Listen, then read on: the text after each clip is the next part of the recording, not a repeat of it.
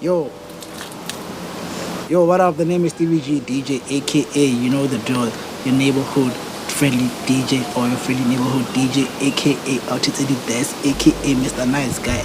And I'm out here with your boy. I don't know if I should introduce him. Before that, before I introduce you or introduce them to you or you to them. Funny thing, last time I saw you was last year, ne? Yeah. And I haven't like checked out your music, but this one time I was chilling and there was a guy sitting right next to me. I was playing some local music. He had some comments, and then all of a sudden he's like, you know what? There's like very few rappers who like hit the bar on the beat. And I'm like, yo, give me like a list of 5 niggas whose scheme is like that. He's like, nah, Keigo's number 1. I'm like, which Keigo? I'm like, he's the guy with the braids. He's like, yeah, that guy's number 1. I'm like, nah, nigga, I'm proving it. He's like, you know what? Listen to this. He pays me lemon pepper freestyle. I'm like, shit. Yee. So that guy was onto something. But yeah, bro, introduce yourself to the people. Hello, everyone. My name is Keigo. I'm a fan of art. Not just the one I make, but art that anyone creates. If it's amazing, I truly love it. I don't know. I write, I produce now, and compose every now and then. I don't play a lot of instruments, but I do know a little bit of piano and a little bit of guitar. And I read and write music also. So. What do you mean you read and write music? Like in the classical sense, notation. So just take us through your musical journey before, like, in fact, take us through your childhood. Childhood? Yeah, before we do the music thing. Yeah. Childhood. Yeah. Where you grew up, kid, or you always Keigo. I wasn't always Keigo. I don't want to believe that. Alright. But I was a village kid through and through. People see me, like, say, around the city or wherever in the country. Yeah. Or, like, I take vlogs and, like, people would assume that, yo, this guy's always been moving up and down all the time, doing all this stuff. It's not exactly the case. I've always been a village kid. Until it came... Where's the village? Yeah. Where it was, the village? My home village is in Bilikwe. Bilikwe? Yeah. I know where that is. My father was born in Soroya, my mother was born in Bilikwe. But, like, I usually spend most of my childhood in Bilikwe. And because that was a home village, it was a ways away from where we actually lived if we didn't go there, which was in Pikwe. Because I lived there with my grandmother for most of my childhood. This is in Pikwe. In Pikwe. Yeah. Right. Is that where you started your music thing? No. Where did you start the music thing then? In Mahala. In Mahalabe. Yeah. Alright. But yeah, take us through your childhood, then we'll get back to the music thing. I mean, the majority of the people who live in this country have a tough childhood. Okay. It's only so and so that, like, probably won't have a certain understanding of each other. True. Like upbringing, so to speak. True. You know when growing up and you don't have a lot, you never really know you don't have a lot until you start meeting other people who have a lot. Yeah. Aye. It was that sort of like realization that I had while going to school. Aye. I went to a private school for my foundation in Pikwe. For anyone who wants to know, it's a school called Mount Pleasant in Pikwe. It's crazy. Over the years, I met other artists who went to that school that I never knew, but were around my age group. So it was very crazy. Anyway, I went to that private school. My family did a lot to put me there. You know, my mother, so to speak. There was even a time where, for the longest, we couldn't live together because we couldn't afford it. Yeah, I couldn't live with my mother, so I was living with my grandmother and my other cousins and relatives and my sister. But you know, my mother eventually came back into the country because she was living in the UK for school, and then one of her new jobs that she got when she came back was teaching. But she got a placement in Baboon, which was close enough. She couldn't be in the town. So I made the suggestion to her. I'm like, you know what? Let's try moving in together. Let's see if it'll work. Right? So every morning I had to commute by bus from Babonong to get to Pigwe to go to school, and then I'd come back in the evening around like 7 p.m. or something. And how old were you? Around that time, I was probably like 8 years old, 8, 9. I'm talking like standard 4, 3 type. Yeah. So I would often do that. But while schooling at this school, I didn't realize we didn't have much until I went to this private school. There's the daily conversations that kids have. Like, oh, I just bought this new thing. It's like, what the hell are they talking about? So I'd go home. This is like before everybody had internet in the houses. So I had to actively ask people what it is they're talking about, or go look for like a newspaper or a magazine or something. Go to the library to look at it. Yeah. So I'd often do that a lot. And then I was like, yo, the disparity is crazy. But then again, I don't know if I'm lucky, but the people I was with, they never like make you feel like you're not like someone who you can get along with anyone. They don't like try to isolate themselves depending on like where you're from. I get what you mean. So they're always very kind. I've just been lucky to have kind people around. Thanks. That's dope. But then also, I mean, maybe you also attracted because you are a kind person. I don't know. I'm just saying. I guess it could be. You know, because it's always been the case. But you know, that kind of livelihood as a kid is very isolated. Because you go to school, but you only make friends at school. But you go home, and there's rarely any enough time to get used to your neighborhood or your surroundings. Because I'd wake up early in the morning, 6 p.m. 5 a.m. Because Pigwe. I wake up around 4 or so, and I have to get ready to go to school. But this is primary, so you would think we'd leave early.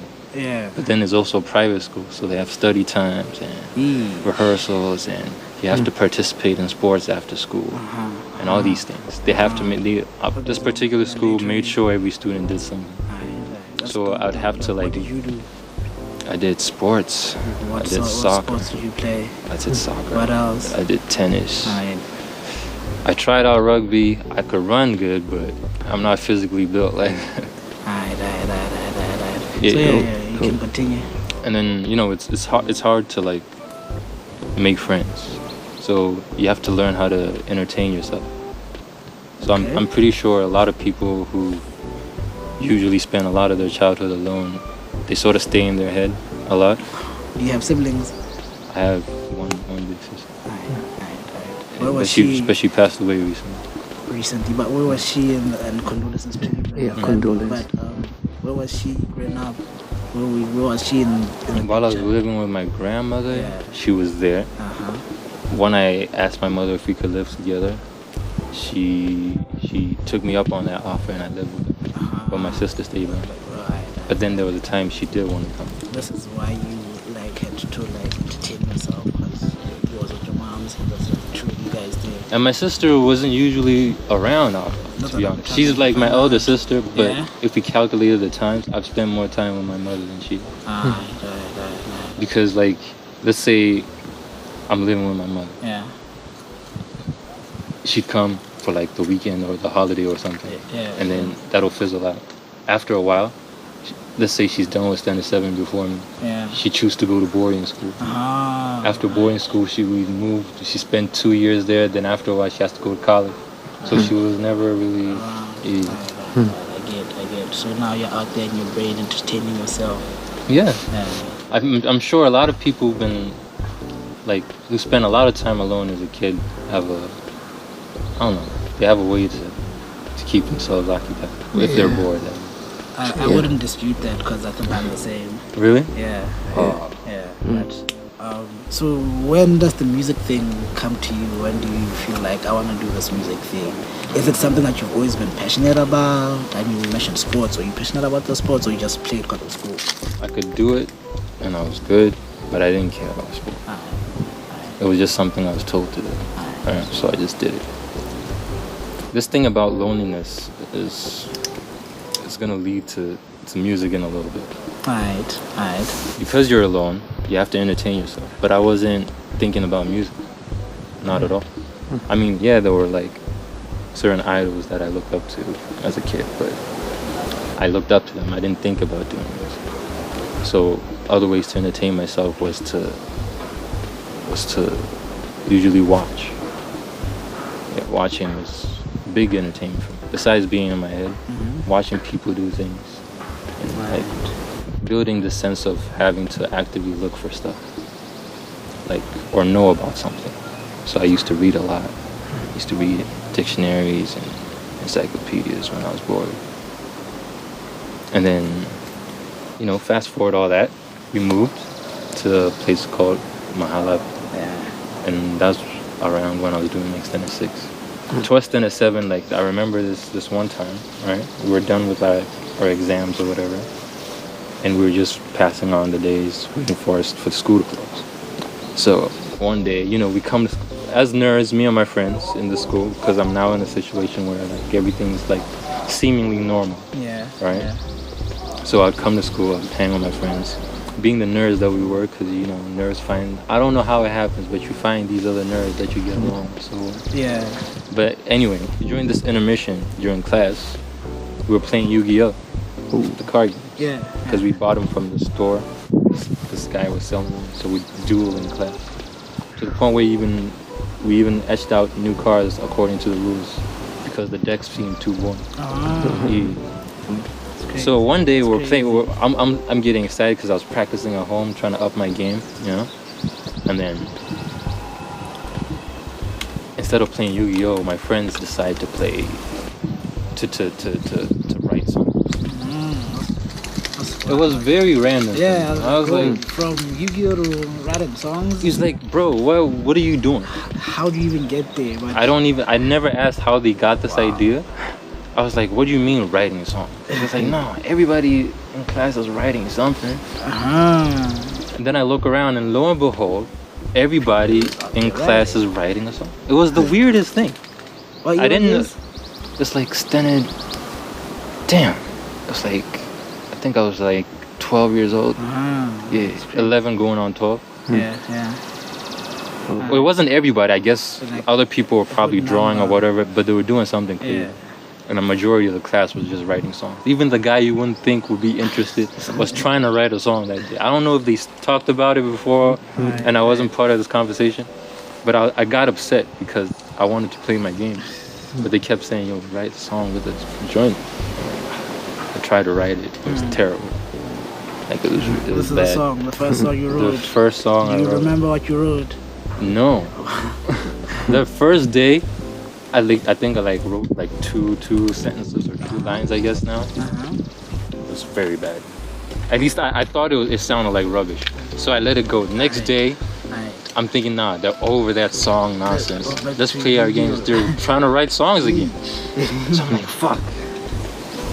So we played this game after we write songs? He was like, yeah. So I was like, fuck, okay, let me finish this fucking song. And I wrote like, oh my god, it sounded so 2000 era Britney Spears. You don't remember it? I remember that one. Please I remember the second one a little bit. Please set us out. I remember the melody and I remember the title. Okay, the title was like Break the Ice or something. Okay. It sounded like 90s era, like early 2000s Britney Spears. You hit us with the melody. It really does sound like a pop song. Yeah, because I was very interested in pop. I love pop music. Right. That's dope.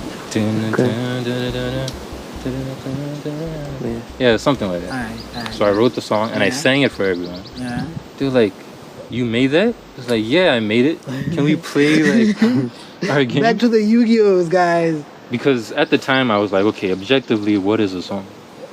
You've heard songs. Yeah. Everyone's heard songs. So they should know how a song should be. That was like my thought, and then I just did it. Okay. Yeah. That was the approach. That was the first song I wrote. And I only wrote that and never wrote again.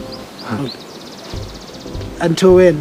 Until like a year later when someone asked me to write something. Okay. Now I'm really interested. That was in Form 1. Yeah, now I'm really interested. So you wrote a song, and people were like blown away. Yes. And then you It's the childhood standards. still, and then you were like, "Fine, I'm not gonna write no more. I still wanna be like my nerd. I wanna be doing the Yu-Gi-Oh." And then a year on, somebody asks you to write. Bro, how did you now become an artist? Like, It was because of that second time. okay, It was the weirdest thing. go on. So, two mutual friends that I had were having an argument. I don't know what the argument was about, but they were gonna settle this instead of fisticuffs. Okay. They were gonna rap battle. Alright. It was the funniest thing to see like little 13-year-olds like. Hey bro, that's dope. Shout out to them. Go on. I guess they sparked the thing, but shout out to them. Yeah, so they were gonna rap battle, and they were like, this Thursday, after like study, we're gonna get together. It's gonna be a big thing. I'm like, bro, what are you talking about on a Monday, bro? What are you talking about? So these two were gonna rap, but in the class I was in, I sat next to one of them. Yeah, because we were all friends, and in class you sit next to who you're friends with. Facts. Because we came from the same primary school. So he was one of the dudes who was writing songs and not wanting to play games. And this guy, you knew him back in primary school? He was in the class. He was like, Keigo, write the song. Anyway, so they decided to write battle that day. On a certain Thursday, yeah. So what I did was, I just sat next to him every day during like study time as he tried to write a rap. He was really trying every day. And then on Wednesday, he was like, yo, Keigo, why don't you try write a rap with me? It's like, rap? I don't even listen to rap. What are you talking about? Nobody has time for this. I'm too busy listening to pop, bro. Raw, that's so interesting. Go on. So he's like, and he rips out a page and gives me a pen. Yeah. And he tells me to write during the study time. Yeah. The study. I forgot how long a study period is in school. Yeah, but this is Form 1, you said. So probably like an hour now. Yeah, probably an hour. Yeah. So within this time, I filled up the page. I was like, rap. How do people rap? I know rap songs. They rap like this. So it has to rhyme. I had to make sure it has to have a flow. So I told myself these things before I started. But you didn't listen to rap like that. How are you conscious of knowing it has to rhyme? Because you've heard it. Right. I feel like, I don't know, a lot of people are Because even with the perceptive. song, the first song you wrote, you knew it had to sound some type It has of to have way. melody. It has to have rhythm and rhyme. Bro, so it's always been in you. I guess. I just feel like I'm perceptive. Okay. Of 'Cause music and art. Or not just art, but life in general. I wouldn't say life, but certain things that pique my interest. Sort of like, okay, you have to learn a particular skill. Okay. Objectively, you've seen someone do it. So what do they need to be able to do it? So I would often like break down what something needs, and then I attack it in that sense. That's why when I wrote the first song, I kept saying, okay, I've heard a song. A song has to have some sort of structure, right? Melodies change for some reason, so let me do it. Rap, they rhyme, so I have to make sure it rhymes at the end. They have flows and stuff like that. Yeah. So I filled the whole page the first day. And he was like, rap it for me. So I'm like rapping it for him. And then these two girls in class, they walk up from behind me. Apparently my homie can see me because he's right there. And then these girls are just outside my peripheral. And then once I'm done, I hear like two little hands clapping, right? What the fuck? It's like, you wrote that? He was like, yeah. Was it good? He was like, yeah, it was good. But I didn't know. So because I found something I could do easily, or that came easy for me. And people seemed to like it because every day they would ask for a new rap. For real? So I would write raps every single day for like 8 years afterwards. For real? Yeah. Wow. Every single day? Without fail. That's crazy. Wow. I mean, now I write whenever I feel like it, Yeah, because I but- already have the skill, so to speak. Whoa, that's crazy. So you're just practicing your pen the whole time. Was this an intentional thing, or was this to appease? It didn't start off these guys? intentional. Okay. After a while, I was like, yo, I fucking love this shit.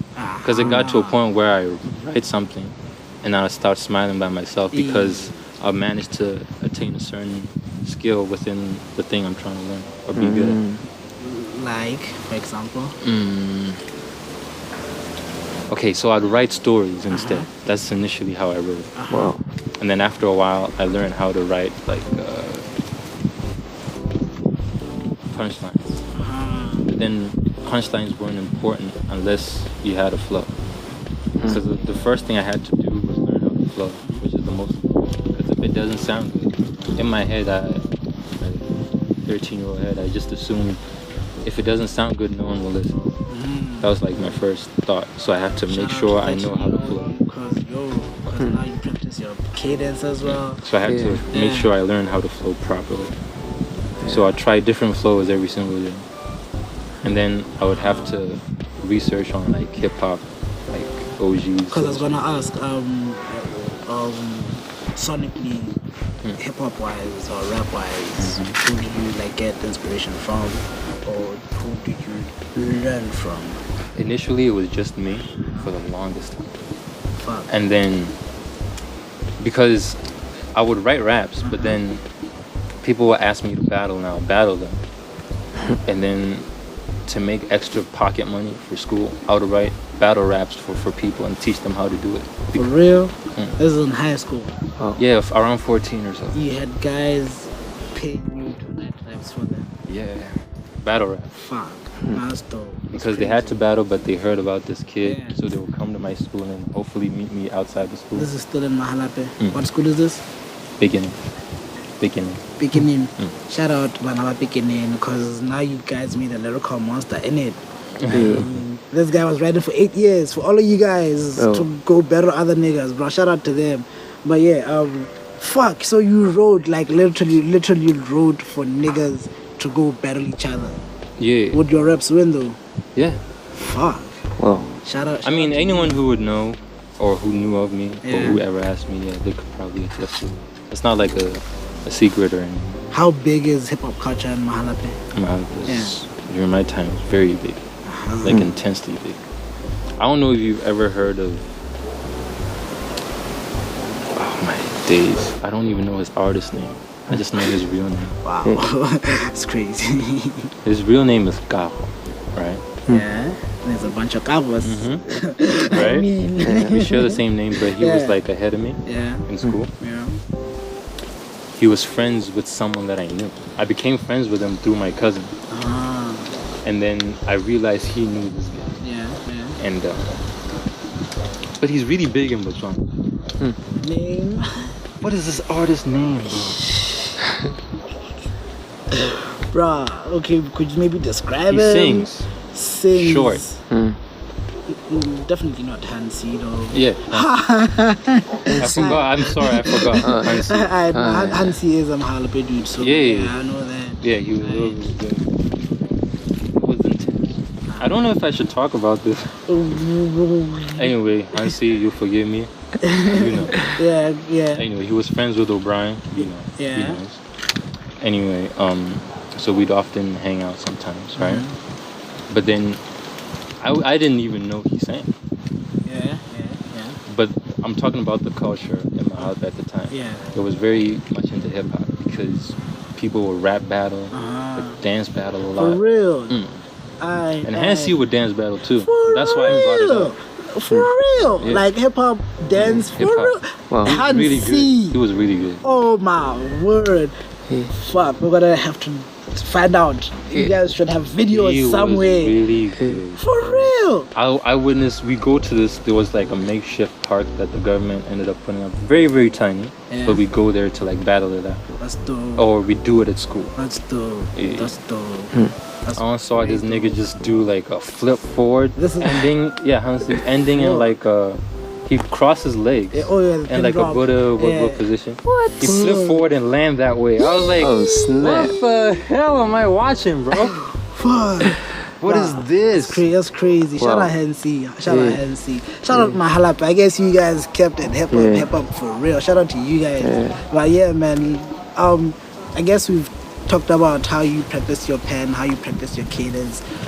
Take us Even online also. online. What you mean even online? I remember I would write a rap in the morning, Yeah. go to school. Uh-huh. During study time, write another rap. Yeah. Go home. Yeah. If I have access to Facebook that day, then I would text battle until I go to sleep after doing my homework.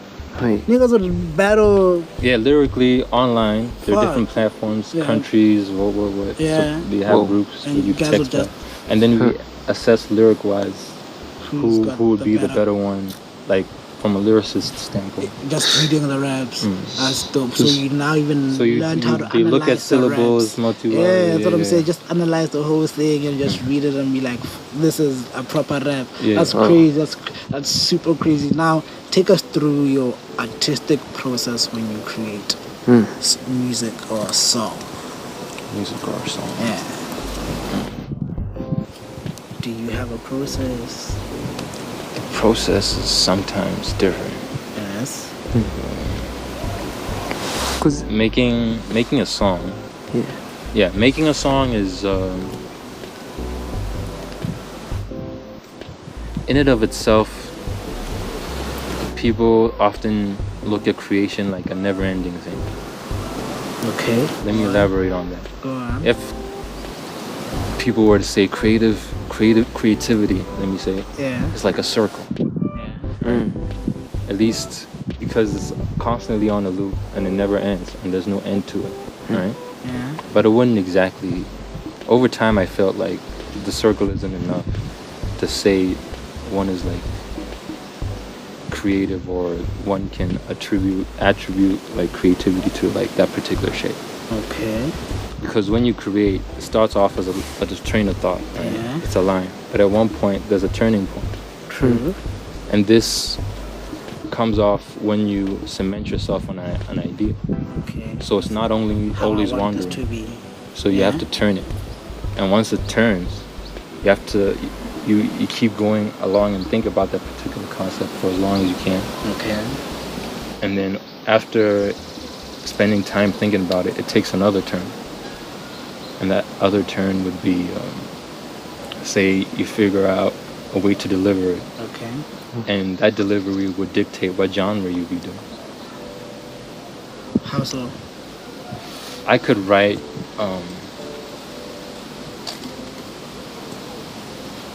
it took a long time to go home. Okay. These are just words. Yeah. Right? yeah.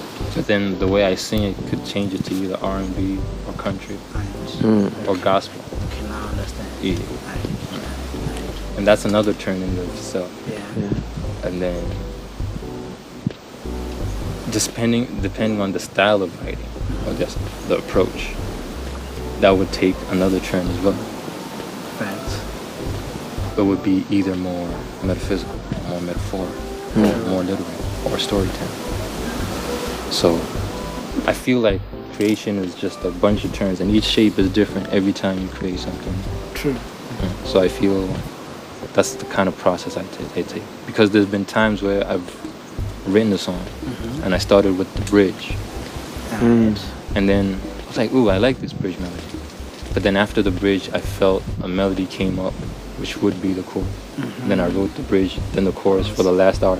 Yeah. And I was like, oh, if I made these two, let me write the verse. Yeah. And then boom, that's the song. Fuck, I just saw your whole process and you explaining that.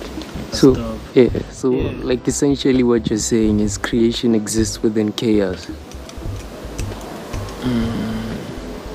It is chaotic.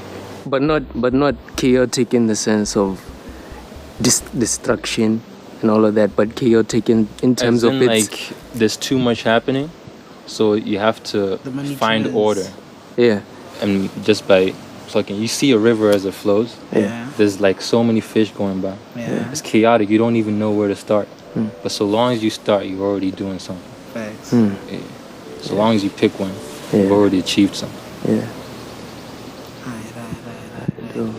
I don't know if you have anything to say, if you have any questions to ask. Yeah, actually, yeah. I have a few questions. Like, you sample a lot. Because I've heard some of your songs where it was, or maybe I could say you get inspiration from a lot of old school type of songs. Oh yeah. Yeah, right. So somebody would say, do you? Because some people feel certain ways about sampling, right? If I may call it that, right? So, because somebody can feel like, nah, you're doing it too much. But I've listened to your stuff, and it's just you're doing it enough, if I can put it like that. So, how do you find that balance where somebody listens to your stuff and they feel like, nah, you're doing too much?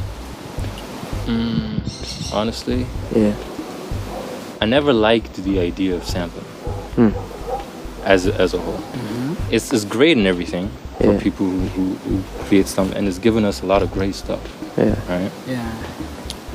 But because initially, before hip hop or any other genre I'm able to write now, I love pop music extremely. And in the pop world, they never sample. Okay. They usually would have to create melodies and all these things from scratch. Right? So that was like my train of thought every time. And then I started doing hip hop, and then I started recording on all these things and writing for other people as well. So I'd come across these beats that had samples. I was like, isn't it possible to just not sample? I'd constantly ask producers this. It's like, yeah, but sampling, like, you turn something, like, what? I was like, yeah, it's great and everything. But then one day, without any producing experience, I was at a friend's house, and he had a keyboard from church. They were keeping it at his place. So I never knew how to play the piano. So counting the keys and knowing what each key does, I created a lead melody. And then I just saved it at the back of my head for about 3 months or so. Then I went to go record. During the recording session, I was like, can't we just make a beat right now? It's like, what do you mean? Like, right now. It's like, you know how long it takes to make a beat, bro? He was talking, and then he showed me like a timestamp of a beat that he had made. It took him like 6 hours or something. I was like, no, but like, the idea is there. Why can't we just do it? Yeah. It's like, bro, it's not as easy. I'm like, hang on, bro. You can't say that unless we try. Facts. So what do? I play the chords that I counted out and written down from back when. And he's like, oh, these are the chords. These are really nice. It's like, yeah. And then I want snaps. Yeah. Added the snaps. And then added a drum pad. And then because he knew theory and I didn't at the time, he created an extra lead. And then I was like, yeah, keep this in a loop. And then I recorded over it and then I put the song. It was like what's it called? Hell of an intro. It's one of the first few songs I ever. I was going to ask if that was the first song that you dropped. Yeah, it was a song called Hell of an Intro. It was just made to sound like an introduction to something. It was that you introducing yourself to the music game, like officially now. I wouldn't say that. I was just doing songs just to do songs. Do you still do songs just to do songs now? Not anymore. Why do you do songs if you do songs now? Now, I make songs apart from just for me and my personal enjoyment. There's also, I want to make a career out of it. Because not many people know this, but because my father passed away a long time. Condolences. Not many people know this, but he was also a musician. Like, he was also classically trained. Like, he went to Broad for music school and stuff like that. So he can read and write music and play I think 6 instruments or something. Is he your music inspiration, would you No, say? I didn't know he made music until I was like 17, I think. So I had no clue. Although there were like a lot of albums in the house. And then I was like, no way my mother has a Pink Floyd album in his house. Because he liked guitar and electric guitar, he liked rock a lot. So we had all these Beatles albums and Purple Rock. A lot of European. He went to music school in UK, so he must have listened to a lot of European bands. Which is where you have the pop influence. Who knows? I guess. don't know. I really I prefer melodies from Europe than America because they're really, really good. They're so, I don't know, they sound so sweet. I guess they do. Yeah. I guess they do. Very lovely. Few last things. Do you have anything coming out? Do you have anything that you just dropped? Are you working on anything? Well, those people I work with. Often never know what I do. Okay. So like make money. Right? Do art. Yeah. I do write for people. And I do get paid for it. Alright. Do you write for rappers and bots? Some. Ha. I can't name names. Of course you can't, but you know you are. But Alright. Also, guys, maybe okay. Since you, I don't know if I should say ghostwrite or co-write. Yeah, I'd say co-write. Alright. Since you co-write for guys and you co-write for rappers, ne? What's your take on this whole ghostwriting thing? Before people talked about ghostwriting, I never knew what it was. Okay. Until I started looking back, and I was like, as a kid, people used to come to me to write battle raps for. Yeah. So it was a strange concept, because when you study hip hop, you sort of assume the reason why people like what you do is because you're able to come up with these concepts. They're not really. I mean, they enjoy what the final product and how you flow and whatnot. They enjoy that, but then the other appeal to it is like your way of thinking. Yeah, this guy thought. Your way of thinking is what attracts people. I get what you that mean. was like my initial thought. Yeah. Right. And then I never understood it, but then I just put it to the side. I was like, whatever. Maybe they don't enjoy what they make, or something. I don't know. So I just put it to the side. Over some time, when I started writing for people in the official sense, one of the first gigs I got was to write for Tato Jessica. Right? Oh, wow. So I wrote this R&B song for her, because rapping would get boring. I would often write songs in so many other country, rock, R&B, jazz, ballads, and all that stuff. Right? So I wrote this R&B song for Tato Jessica. And in it, I put a rap. So she had to practice really, really hard. It was a little fast, but... What song is this? All Night. Featuring A Movies in it. It's from this other EP. The first EP was... Not the first one. Okay. I think it was like the second one. I think, what's it called? Love in September. It's like a short thing. No, I don't know that one, but So anyway, I wrote that and I was like, okay, this is good. And then after a while, I would write for this or interject in the session here. But they'd be like, hey, can you help me out? And then I finish. So when you do this, finish them off, do you get credited for it? Do you get compensated for it? Yeah. Oh, dope. That's dope. That's dope. Shout out to you. People are very kind. I've just been lucky enough to meet people who haven't swindled me. So. I keep saying you attract that, so...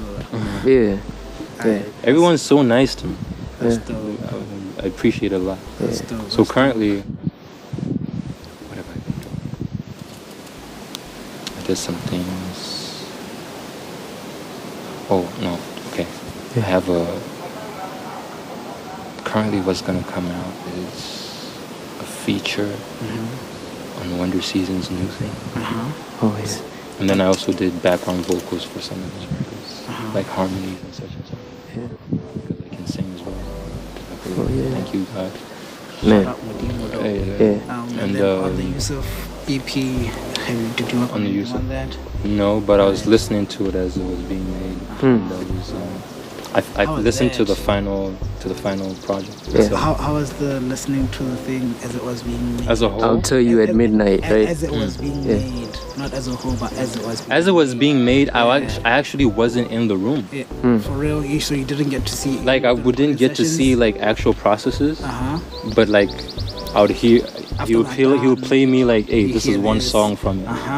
This is another song from it. Then he just stopped at 2. Then at one point, I remember that he would like bounce ideas. Like he has this thing where like doesn't matter what time of the day, maybe it's 2 a.m. There was a time like Yusuf, he's like, yo, Keigo, I need you to make an interlude. It'd be something like Keigo's interlude or something. I need you to rap about life, but use your like as peak as you can poetically. Like don't water it down. Really? Should I make it as metaphor because I want? That's what I was thinking. Yeah. Because if I did, I'm not sure anyone would understand what I'm talking about. Yeah. It's like, no, just do it.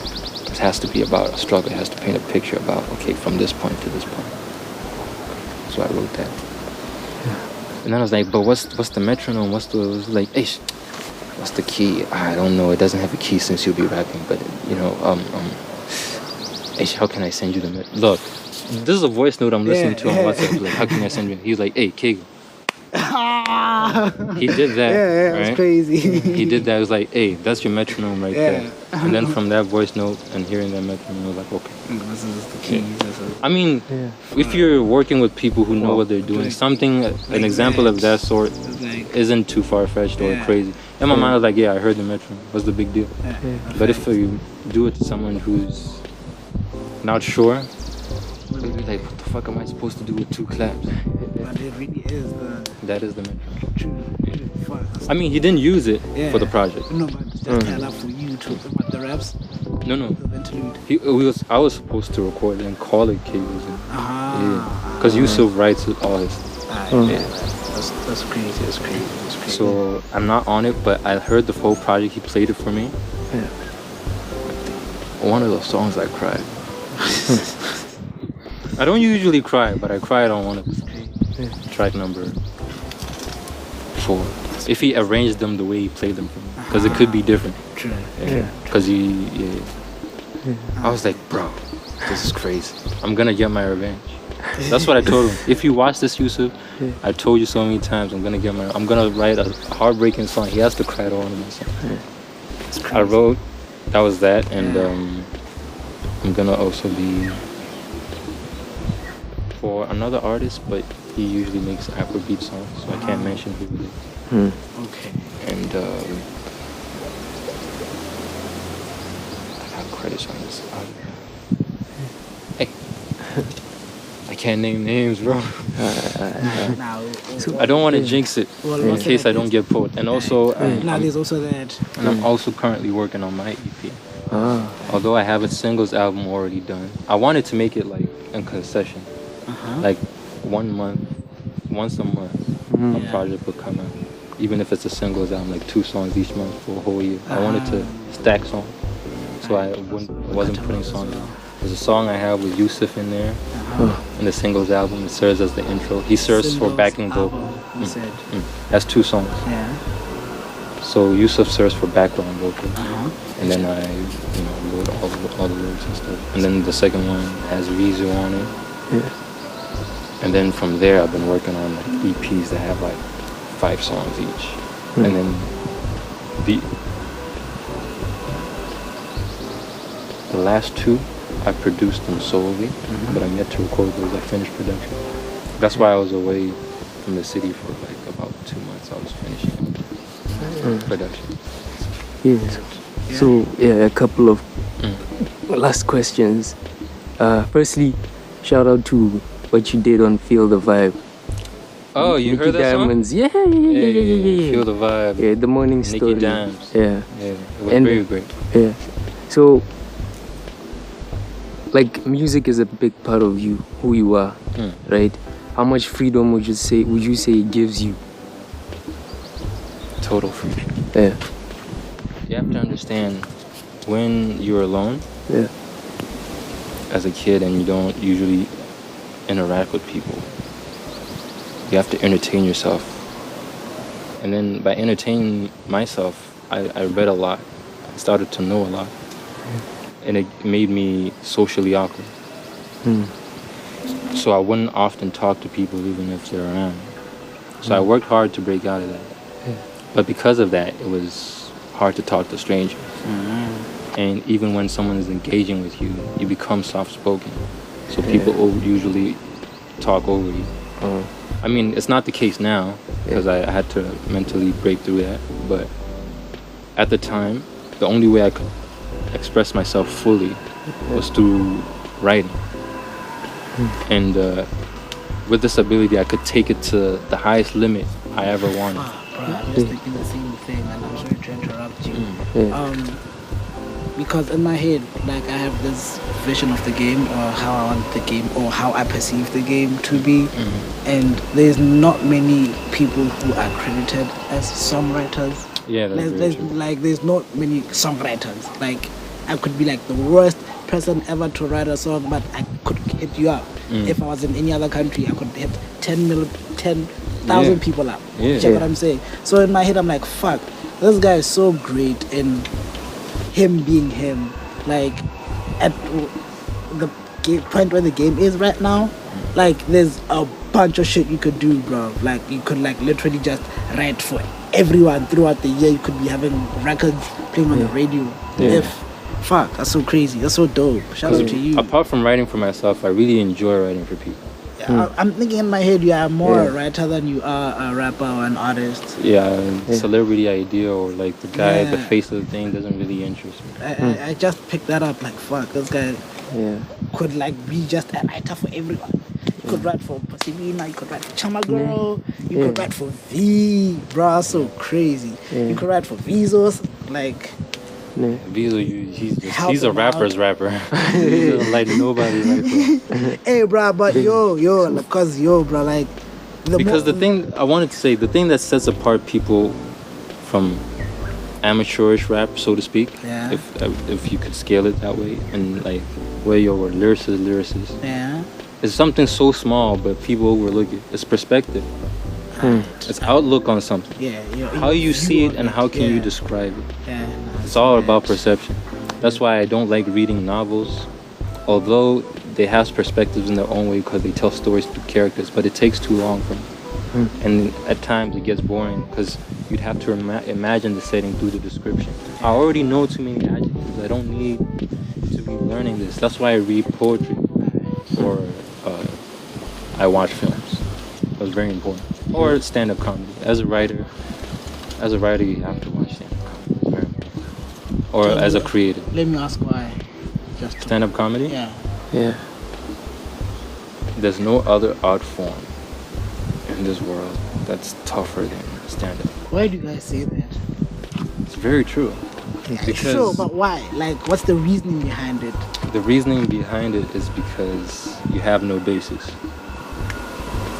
You can't say that per se when your basis also could be your interpretation of life. It could literally be the guys in the room and the joke could be in the room. You get what I'm saying? So you do have basis.